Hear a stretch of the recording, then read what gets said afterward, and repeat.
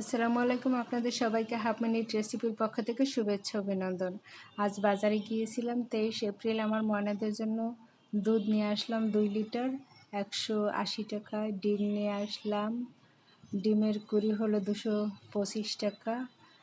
আর tomato আনলাম, টমেটোর দাম একটু বেড়ে গেছে কারণ এখন শেষ সিজন হলো। টমেটোগুলো বেশ টসটসে ছিল, রস হলো আর একটু কালার অন্যরকম হলো, বেশ খেতে সুস্বাদু এবং শেষের দিকে টমেটোগুলো খেতে আরও বেশি মজা হয়। আর এর কেজি নিয়েছে 40 টাকা। সব মিলিয়ে একটু বেশি হয়েছিল, 50 টাকা আমার কাছ থেকে রেখেছে।